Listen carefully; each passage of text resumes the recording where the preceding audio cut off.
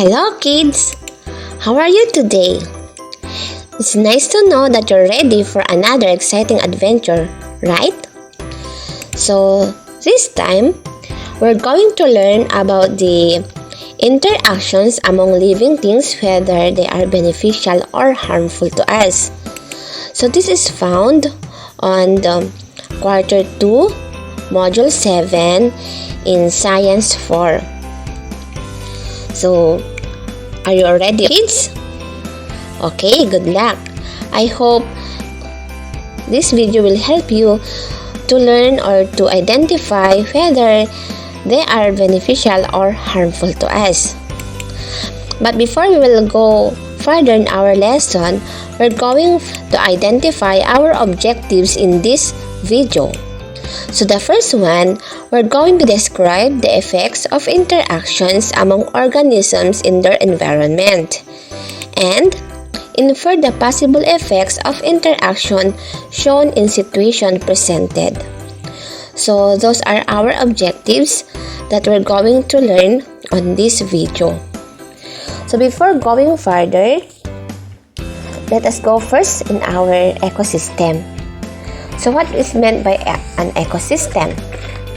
So an ecosystem is a community of all plants, animals, and microorganisms living in an area which interact with air, water, sunlight, and soil in an environment. So if you look at our picture, we have there the non-living or the non-living components and the living components. So, for example, of our non-living components is the soil, and our living components will be the plants, the animals, and the person. And all of the living components in an ecosystem are connected together in a feeding relationship. So, that is the content of our lesson for today that will describe the different beneficial interaction among living things in the environment. Okay, kids? Okay, so we have types of interactions that can find in our surroundings. So the first one is beneficial interaction. So, under these beneficial interactions are mutualism and commensalism. And then, in number 2, we have the harmful interactions. Under these harmful interactions are predation, parasitism, and competition. So, we're going first to learn what is meant by mutualism. Okay, so mutualism is a type of interaction where both organisms benefit from each other. So they are both benefited. So for our example on this mutualism is the bee and the flower. How come that the bee and the flower is they are benefited from each other? So the bee feeds on the nectar of the flower, and the flower gets pollinated when the bee transfers from one flower to the other flower. So they are both benefited. I repeat, when the bee steps on the flower, on the pollen grains, it sips the nectar, and the nectar will turn into honey, and when it goes to the other flower, some pollen grains will stick on its body or its feet, and then there will be pollination. So that is the interaction between the bee and the flower. So that is an example of mutualism. And the next one, we have also commensalism. So commensalism is a type of interaction where one organism benefits while the other is not harmed nor affected. So for example, we have the orchid growing on a branch trunk of a tree. So the tree provides home for the orchid, and the orchid beautifies the tree or either the garden. So that is the interaction of the tree and the orchid. Okay. So the one organism is benefited and the other is not affected. Okay. So the one that was benefited on this picture is the orchid, and the tree is not harmed. Okay, so that is commensalism. One is benefited and the other is not harmed or affected. And then the next one, we have also the predation. So this is a type of interaction where one benefits while the other one is harmed or badly affected. So the one is benefited but the other one is affected. So for example, we have here the picture, and then the zebra are running out, going away. So we call them as prey. So they are the one that is harmed. And the one running up to them is, we call it as predator, the one who will eat them. So in this one, in predation, so the sizes of predator and prey population are related to each other. If the number of prey is large, the number of predators decreases since they have a smaller food supply. So that is about predation. So don't forget that the prey, the one that is harmed or the one that was killed, we call it as prey, or it was served as the food, and the predator is the one who killed the other animal. Okay, so that is about predation. And then we have also parasitism. So this is a type of interaction where the organisms that benefit are called parasites, and the one that is affected is called the host. So we have two kinds of parasitism, two types of parasites. So we call as endoparasites. These are examples of parasites that lives inside the host body. So example, we have the bacteria or tapeworms. So we have here a picture. We have the ascaris. Okay, so the ascaris stays on mostly on the stomach of living organism like person or like the people and animals. So we call them as endoparasites if they will stay inside the body. And we have also ectoparasites. They live outside the host. So we have an example is the ticks, fleas, or mosquitoes. So we have there the example on the picture, a tick from a dog. Okay. So they are called parasites. They cannot live alone. So whether they will live inside or outside the body. So parasites could be internal, which can be found inside the body of a host. Stomach like ascaris.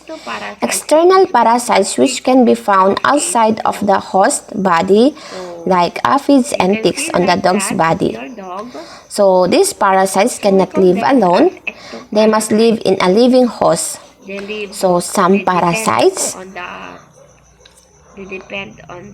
do some light harm to their host and others can kill their host. So that is about parasitism. And the next one, aside from parasitism, we have also competition. So this is now the last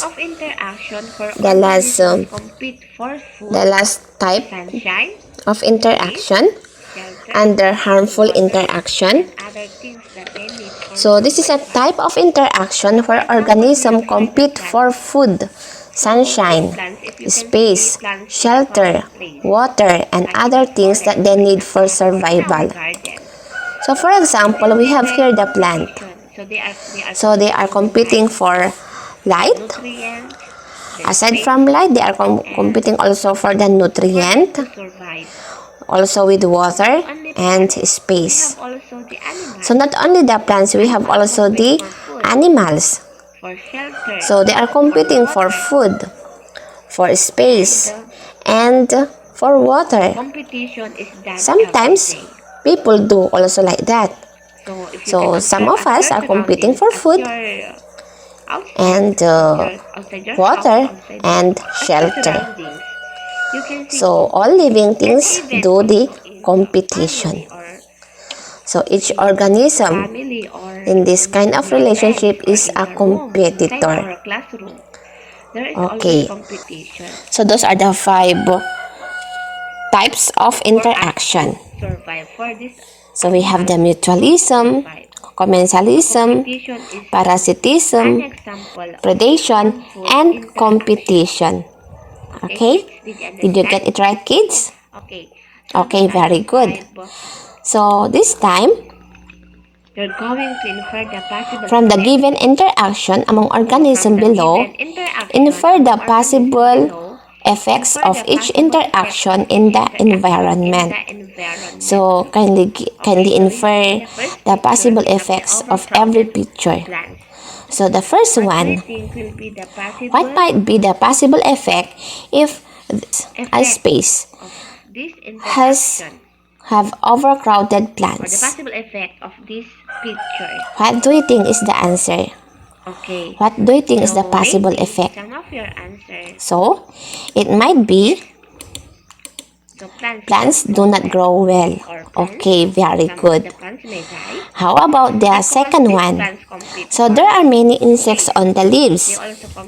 What do you think is the possible effect of this picture? So, some of them may not grow well. Okay. How about So, the second picture? your answer will be it can cause spotting. It can cause spotting or stippling of foliage, leaf curling, and stunted or misshapen fruits. Did you recognize this on the garden, kids? Did you notice that when there are insects on the plants, what happened to the plants? Okay, so it will be destroyed. The plants will die. So like that. And then we have also another picture about this one, bee and flower. What do you think will be the possible effects? The flowers provide. Okay, so flowers provide bees with nectar and pollen. Bees provide flowers with a means to reproduce by spreading pollen from flower to flower in a process called pollination. So they are both benefited to each other. The bee is benefited from the flower because of its nectar and pollen, and also with the flower. So that will be because of the bee, there is a possibility of pollination. Okay? And the next one, we have also fish on a shark. What do you think will be? So you look at the picture. So what do you think is the possible effect of the shark eating the fish? Your answer might be there will be the increase and decrease in the number of so there will be the increase and decrease in the number of shark and fish in the ecosystem, eventually create balance in the number of population. So there will be balance on the number of population on the water, on the sea. And the next one, we have also The mosquito sucking blood. Mosquito. So aside from sucking blood, From sucking of blood, mosquito can cause dengue, malaria, and chikungunya. So that might be the possible effect of mosquito biting a person. Okay.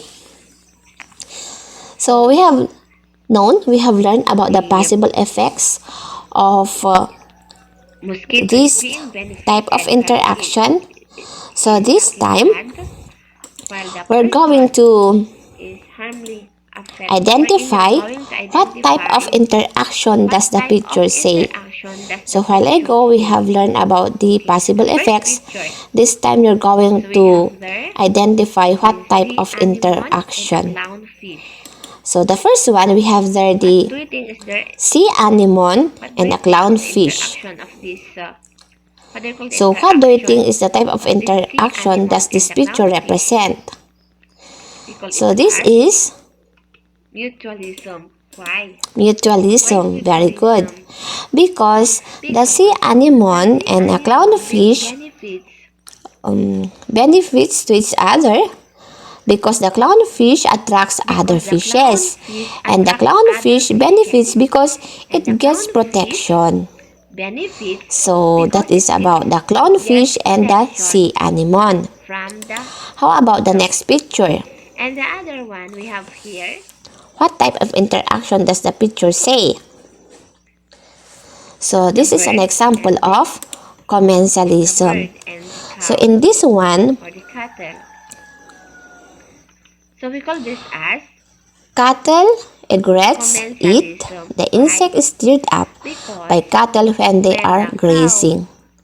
Or the cow is the bird, or the bird stays at the top of the or the bird eating the insects that will go to the cow, and the cow was not affected. Or stirred up by the cattle. That is commensalism. The one is benefited and the other one is not harmed. Okay? And then we have another one. Okay, so we have here commensalism. A loose. And then the third one, we call this. So this is parasitism. Because a loose on a human scalp receives nourishment from the blood and causes a rash or irritation. And the next picture. So it stays on the human scalp. And the next picture. And then the bird. The next one, we have this one. It gets. What does the picture says? It's food. So that is called predation. When the bird gets its food on the water, it catches the fish, and it serves as his food. So we call that as predation. So the fish serves as the prey, and then the bird, it serves as the predator. Okay, one is killed and the other one is benefited. And the other one, the last one, what can you say about the picture? So we call it as.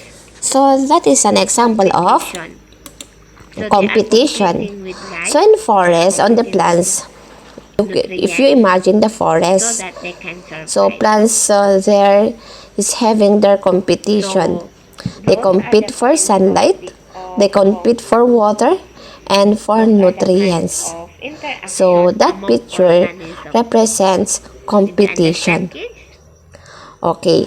Okay, very good. So those types of interaction in the ecosystem where organisms share can have certain effects on their survival rate and the environment as well. Let's generalize. So these effects could be either beneficial or harmful to all organisms and the environment where they live. Whether beneficial or harmful effects happen in the ecosystem, we as humans need to take care and protect them and the environment where those organisms live and thrive for the future generations to come. So it is our duty as human beings to protect Let's our generalize. environment, to protect these. Either they are beneficial or harmful to us for the next generation. Okay, kids? Did you understand our lesson about the organisms here are both types of interaction? So we have only 5. We have the mutualism, where they are benefited to each other. Commensalism, where one is benefited and the other one is not harmed nor affected. Harmful interaction. And then, under the harmful interaction, we have also the predation, One is benefited where while the other one is harmed or badly affected. is being killed and is served as their food. And we call that as a prey. And the other one who killed that animal is called predator. And we have also parasitism. And we have and the last one is competition. So I hope you learned something on this video. Thank you again, kids. Till next time again. Bye. Hope you learned something here. Hope